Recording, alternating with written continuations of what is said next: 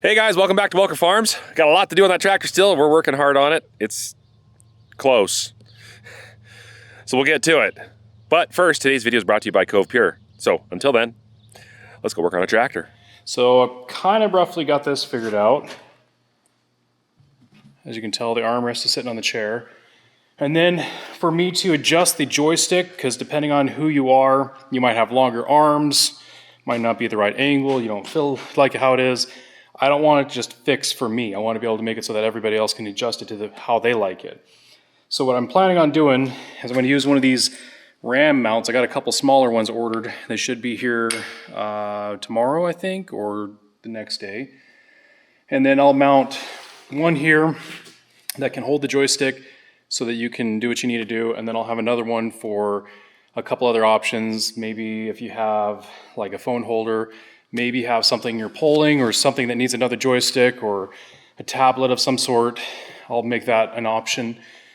And then in the meantime, I basically came up here. It's been a lot of wiring, guys, a lot of wiring. And just know I'm working my butt off behind the scenes, and it's so difficult for me to pick up a camera and try to get stuff done when I just need to get this thing done. So inside here, still wiring going on underneath the dash, a lot of little things that need to be taken care of. But the GPS, the 700 plus is in. All the components are in except for the cab. GPS antenna, I can't talk about it. Come on, brain. Whatever it's called on top of the antenna, on top of the cab, that thingy. It's got to be installed. But I did wire in my joystick. So I've got my horn, I've got my GPS to engage and disengage. I also have a foot pedal down here to disengage and engage. The hydraulic valves, I still have to wire that in. I've got a couple of 3 positions of valves or switches for those valves I need to put in the console. I got to wire this thing in. This is for your GPS when you're roading to turn it on and off. So in case you're going 30 miles an hour down the road and it all of a sudden decides to engage and it wants to turn right, bad news. So you want to make sure you turn that off when you are roading. That would be a horrible day. So this is what I'm doing right now. I am over here with the hydraulic valve body. This is Danfoss valve body that we have. And here's the wires coming off of each solenoid. I need to run that up to the cab, and then I need to wire that into the joystick and those 3 position valves that I want to, or switches. So I bought this bolt connector with 16 pins. So I can bolt this to the back of the cab, right up here somewhere. And then if we have to split the tractor in half or remove the cab, you can undo that bolt connector and then pull the harness away and then, you know, do what you need to do. So I got to take these, and there's 4 wires per each one. So they got them labeled. You got 3 black wires and you got 1 yellow with a green. And the 3 black wires has labeled 1, 2, and 3. I think I figured it out. I haven't fully gotten it correct, but we won't know until I try it. 1, I'm pretty sure is either up or down. 2 is either up or down. And then 3 would be your ground. So if I push the button up and energize 1, hydraulics should move one way. If I push the button down and energize 2, it should move the other way. And I'm pretty sure this yellow with a green stripe could be like a air malfunction light indicator thing. I don't know, I was reading something on online about it, but I don't think I need it. Or it could be earth ground, where they just have it grounded to make sure that nothing bad happens. So all of these are going to be in a loom. That'll be up here in this loom that I've got right here. This is 3/4 loom. Make it nice and pretty. But I got to figure out my length, and then I got to drill a hole through the cab. Another hole. My goodness, there's a lot of holes. And then I can solder each one of those on these pins and then put it through the cab.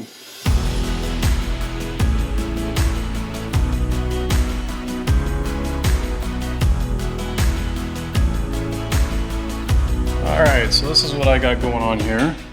These bulkheads have a little bit of a tail on them on the backside where you can solder the wires to. So you solder them on the back, and then you got a nice crimped, well, not crimped, but nice connection to your application. So this goes straight to my hydraulic valve body. And this is gonna go inside the cab to my controls. Looks good. And man, I make a mess fast. Whew, I make a mess quickly. Stuff everywhere. But you gotta make a mess before you can get anything done, right? Or is that how you say it? I don't know. Anyways. Okay. I gotta figure out where I want to drill a hole inside that cab. Right here, stick it right through there, and then that way I can go right to the seat, because all these controls have to go to the seat. Instead of going all the way to the front and up and around, no. We'll just pop a hole in the back.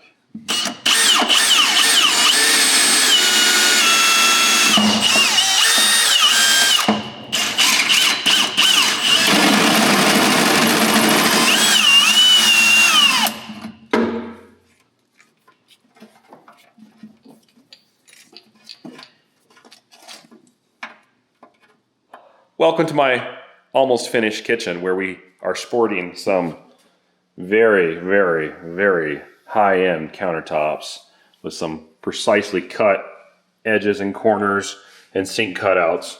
We haven't picked a countertop yet, but that's coming. But we're not here to talk about countertops. We're here to talk about water, drinking water, which is really important to me. For years, I grew up with excellent water on the farm. There wasn't any added chemicals, no added chlorine, nothing. It was just good water, a little hard, but good water.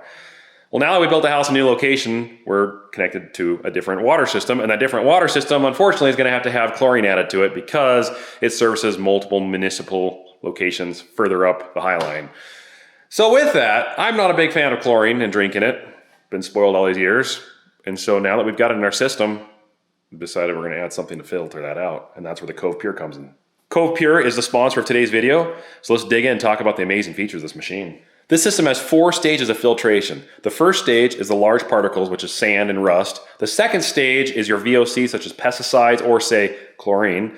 Your third stage is thousands of contaminants, such as lead, arsenic, or forever chemicals. And then the fourth stage takes the calcium and magnesium and puts it back in to keep the water healthy. Water is a building block of life. And unfortunately, there's things that we don't want living in the water, like germs. According to the U.S. Center of Disease Control and Prevention, 1.1 million Americans get sick every year from drinking tap water. A simple reservoir in the back of this unit can be taken off and filled up with sink water. And then, if you want to just fill a glass up, you can press a button on the front, pick your temperature of your water, multiple options. You can actually get hot water from this system. Like my wife loves tea, so it's really simple for her to make a hot glass of purified water for her tea. Pretty cool. Or if you want cool water, there's a cooling system that's constantly keeping the water at a cool level. And if you need to fill up a couple of glasses at the same time, you can just grab the pitcher off the top the glasses off, put the pitcher back on, and it fills it back up. 70 million Americans have PFAs in their water. That's forever chemicals, according to science.org. And the University of Columbia has found that 240,000 nano and microplastic particles are found in every liter of bottled water. To put in perspective how well this thing filters water, the average particle of dust is 25 microns. This filters up to 0.0001 microns, which is 250,000 times smaller than that particle of dust. Isn't that amazing?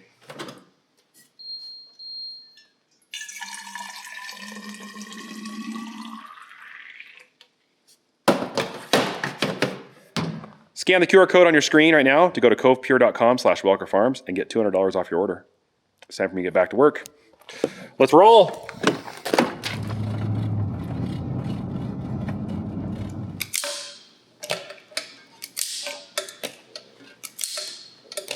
So what I'm doing right now is I'm making a harness that goes from my joystick control into this box that'll have my little switches to control the on-off constant power to the valves. So if I want to run something all the time, I don't have to hold this button down, because this is momentary buttons right here on the joystick. You tap it, you let it go, it stops, okay? So I got to run from here to this connector, which this connector will actually run into this one here that goes down to my hydraulic valves. That'll plug in hydraulic valves. Then pigtail from this over to these 3 switches that you can energize as so. I would like to put a USB port on this console so you can have a phone charger or something else. So I got to run power to that as well with ground. But right now what I gotta do is I gotta take these wires and pigtail them on, because I gotta split this so I can send signal from my controls from 2 different locations. And once this is soldered, then I can shrink wrap it, cut the ends, make the rest of that pigtail crimp end, whatever you want to call it. So yeah, that's kind of what I'm doing. You know, a lot of times you don't know what you're doing. You decide, you know what? I guess I'll just figure it out and just go with it. And you get smarter. And other times, it just frustrates the snot out of you. And you're like, I'm so tired of this. But I'm the kind of person, if you guys haven't noticed, that it frustrates me to the bitter end. Oh, I get so frustrated, but I have to figure it out. I have to know why. Like, I can't just let it just sit there and overtake me. It's like there's got to be a reason why something's not working, and why can't I get it to work? Or the other thing is, sometimes I have to have help from very skilled individuals that have been down that road. And so I've been very, very fortunate to talk to many different people in like, hey, do you understand this? And they've been very fortunate to help me, and I appreciate that. And hopefully one day, hopefully I can return the favor to them. You know, you might not think that you have the skills or the ability to do things.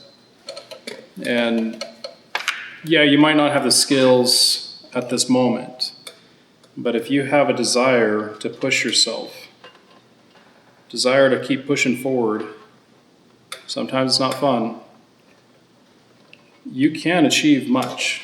And chances are you'll achieve more than you thought you did.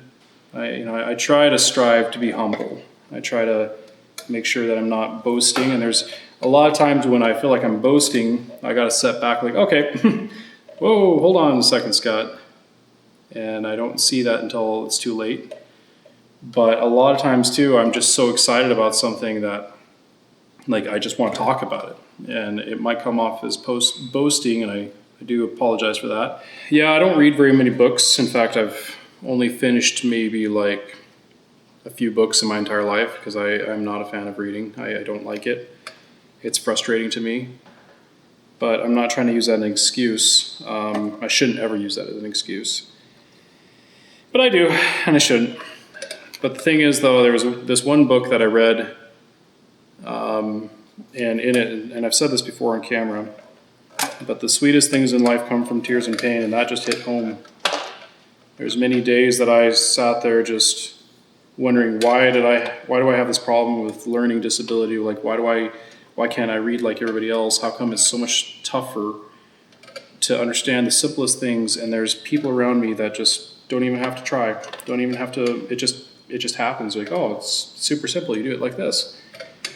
And in those moments when I was really struggling, I felt like a failure. But those moments of failure, in a weird way, were the sweetest moments, because it taught me more than I imagined. It taught me that, yeah, in that moment, it's very unpleasant. But because I understand how unpleasant it is, when I start to overcome challenges in my life, it becomes sweet. There was that accomplishment of like, you know what, I got through it. And a lot of times that I got through it is only by the grace of God. Not a lot of times. All the time is because of the grace of God. I think the thing that I'm dealing with right now is I'm trying to figure out how do I find time for everything? How do I find the energy to keep going? Because this project has pushed me. It has pushed me probably to the most that I've ever been.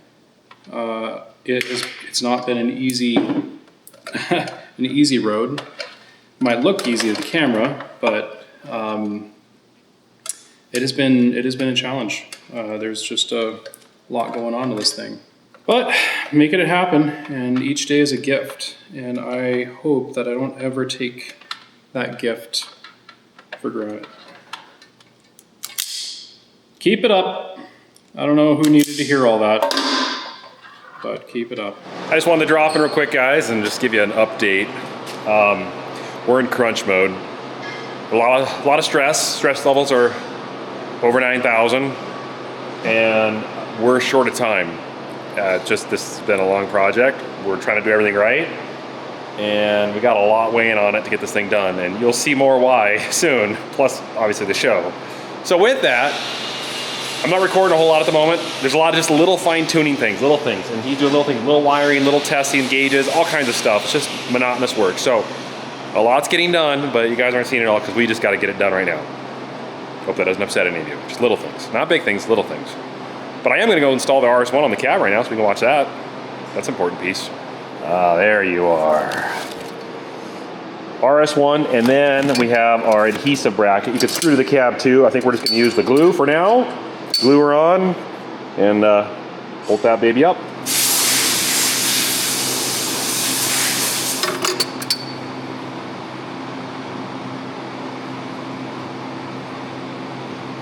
Oh, I got that dead center just by placing that down.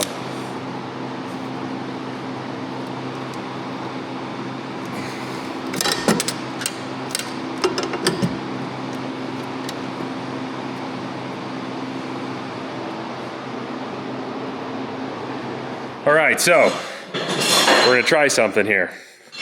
This is a big milestone for us. He's gonna try the PTO out with a Logan clutch. We've made some changes, some updates. I'll show you guys in a minute here, but he's gonna fire us up first. We'll see if this turns.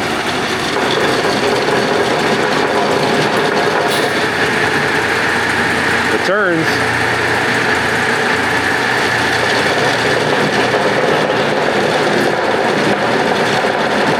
So it's spinning, and it's spinning in the correct direction. There's kind of a little bit of a rattle, and we were thinking it might be the universals, but they spin freely, and it did not rattle before when we were doing it by hand. So I think it's the gears chattering inside of here. So what we're gonna do, we're gonna do an RPM test. We're gonna see how fast this thing's turning. There we go. So we got a piece of reflective tape on there. He's gonna fire it up. You're good to go whenever. And we're gonna see what the speed is this thing.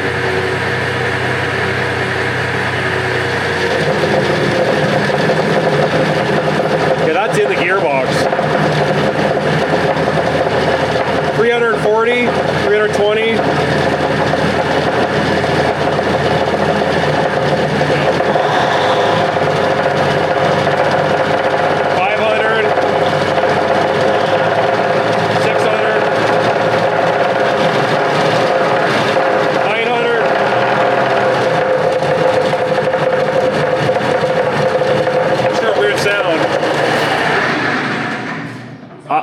Idles 330 to 340.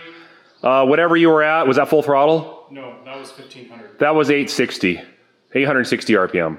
So it's got to go a little bit faster. Yeah, you probably need 1750. How did it feel down there? That rattles just keep rattling in here.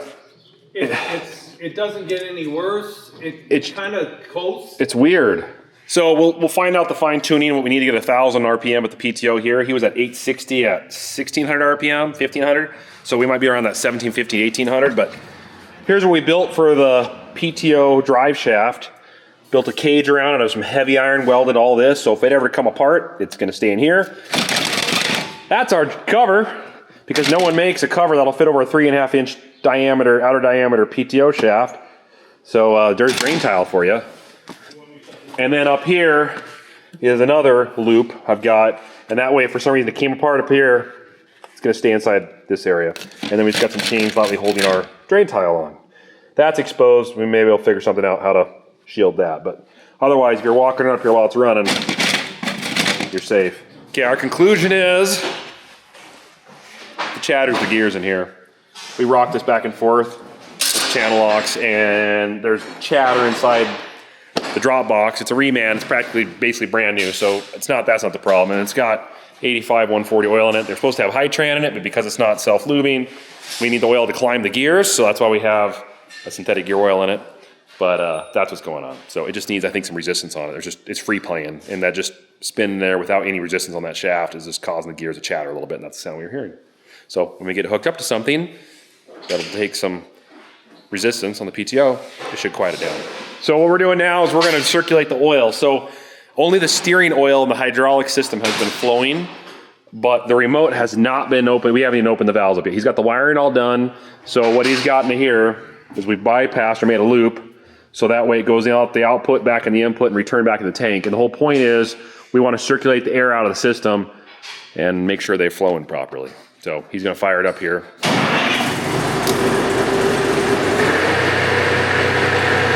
See if I feel it. Probably watch it. Oh, he forgot something. Add a harness real quick. I have the harness sitting over there. He's got to add a harness real quick. He's got it sitting over there. Where's it at? It's got to be one of these. It's, yes, that one. I just gotta hook it on. You. I got no power to it. I'm sure many of you are looking at this going, why is there dust all over this and dirt? I don't know what to tell you. All right.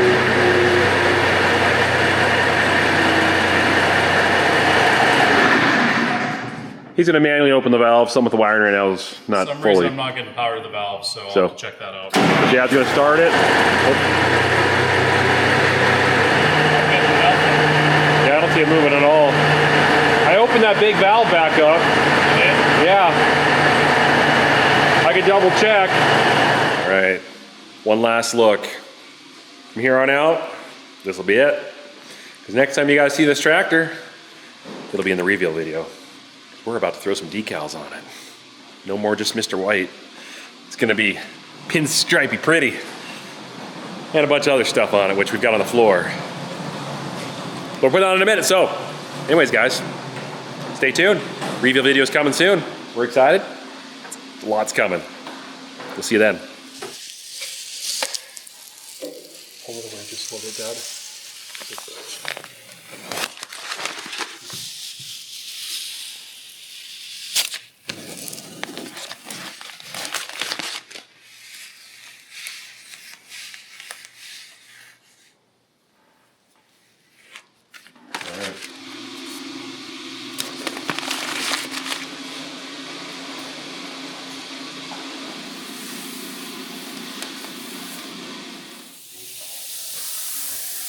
That looks good.